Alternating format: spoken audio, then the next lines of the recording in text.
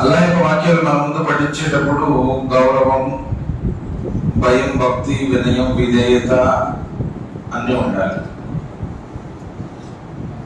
ఏదైనా రాజకీయ సమావేశంలో ఉన్నారనుకోండి, వేరే విషయం. పోనీ సినిమా వాడదనుకోండి, అక్కడ ఎల్లో గోల్లో చప్పట్లు అన్నీ ఉంటాయి. ఒక భక్తిప్రదమైనటువంటి వాతావరణం, పైగా దైవ గృహం, మనిషి చాలా శ్రద్ధగా మనసు పెట్టి విన్నప్పుడే విషయం ఏంటో అర్థమవుతుంది. అసలు ఎందుకు ఏర్పాటు చేశారు ఇస్తిమా? అసలు ఈ మసీదులో ఏం చెప్తారు? మనలో ఉన్నటువంటి తప్పులు ఏంటి? మనలో ఉన్నటువంటి ఆ దోషాలను తెలుసుకుని సరిదిద్దుకునేటువంటి ప్రయత్నం చేసిన వాడే ధన్యుడు. ఈరోజు మనం చూస్తా ఉన్నాము 79వ స్వాతంత్ర దినోత్సవం. ఒకనాడు నిజంగా ఈ బానిసత్వపు శృంఖలాలను కలిగి మక్కి నిజంగా స్వతంత్ర దినోత్సవం చెప్పుకోవడానికి కూడా మనకి చాలా మంది పిల్లలకు ఇప్పుడు తెలియదు అసలు.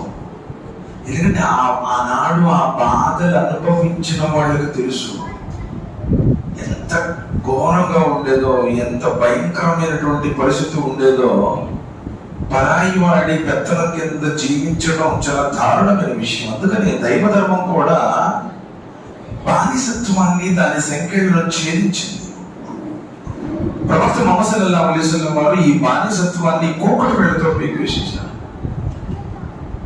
తన దగ్గర ఉన్నటువంటి బానిస మొదట జైద్ బిన్ హారిసాని స్వతంత్రం ప్రసాదించి ఆ బానిసత్వపు సంఖ్యలను తెంచి దత్తత తీసుకొని తన కుటుంబ సభ్యుల్లా చేసుకున్నారు.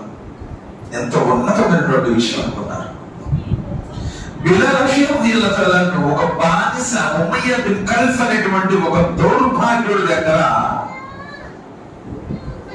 అతడు బానిసత్వంలో ఉండేవాడు. జంతువు కన్నా హీనంగా కొట్టేవాడు. ఒక్కోసారి కాలికి చేతులకి తాళ్ళు కట్టి లాక్కుని వెళ్ళేవాడు. అత్యంత దారుణంగా హింసించేటువంటి వాడు. నబీ సల్లల్లాహు అలైహి వసల్లం వారు దారిలో పోతున్నప్పుడు ఒకరోజు చూస్తారు, ఆ బాధలను భరించలేక అతను ఏడుస్తూ ఉంటే నబీ కరీం సల్లల్లాహు అలైహి వసల్లం ఆ దృశ్యాలను చూసి, హృదయ విదారకరమైనటువంటి ఆ సంఘటనను చూసి నబీ కరీం సల్లల్లాహు అలైహి వసల్లం వారు అబూబకర్ రదియల్లాహు తఆలా దగ్గరకు వస్తారు. వచ్చి, అబూబకర్, నాకు బిలాల్ కావాలి అంటారు. బిలాల్ అత్యంత దారుణమైనటువంటి స్థితిలో బానిసత్వంలో ఉన్నాడు. అక్కడ స్వేచ్ఛ లేదు, స్వతంత్రం లేదు, హక్కులు ఏమాత్రం పొందేటువంటి అవకాశమే లేదు. అసలు బానిస అంటే జంతువులాగా చూస్తారండి. దానికి నీళ్లు పెడితే పెడతారు, లేకపోతే కట్టేస్తే వేస్తారు, లేదా ఎట్లయితే జంతువులు చూస్తారో, బానిసత్వము స్వతంత్రం లేనప్పుడు పరిస్థితులు అలా ఉండి అబూబకర్ రదియల్లాహు తఆలా వెళ్తారు. వెళ్ళి ఉమయ్య బిన్ ఖల్ఫ్, ఈయన పెద్ద మనిషి సొసైటీలో, నాకు ఒక బానిస కావాలి అంటాడు. ఉమయ్య బిన్ ఖల్ఫ్ తో, అబూబకర్, నీవు చాలా ఉత్తముడు, నా దగ్గర బలాఢ్య లేనటువంటి ఎంతో మంది బానిసలు ఉన్నారు, ఎంత కావాలంటే అంత, నీవు నా యొక్క అభిమానించేటువంటి మనిషివి కాబట్టి నువ్వు ఎవరిని కోరుకుంటే వాళ్ళకి తక్కువగా ఇస్తారు కోరుకో, ఎలాంటి బలాఢ్యుడు కావాలో కోరుకో అంటాడు.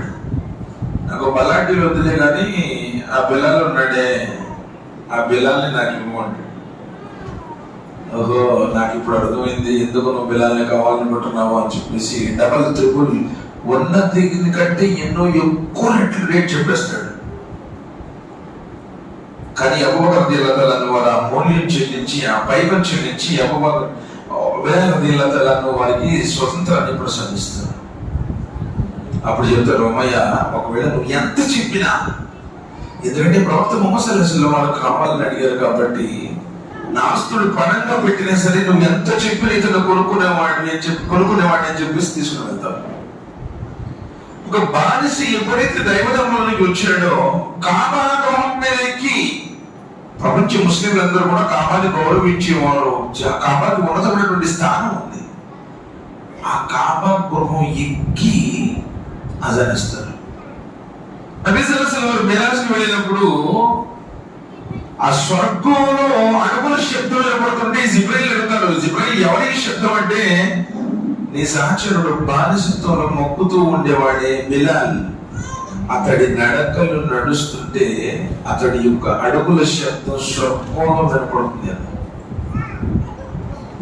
బానిసత్వం మనిషికి సంపూర్ణమైనటువంటి హక్కులు పొందేవాడిగా చేస్తుంది.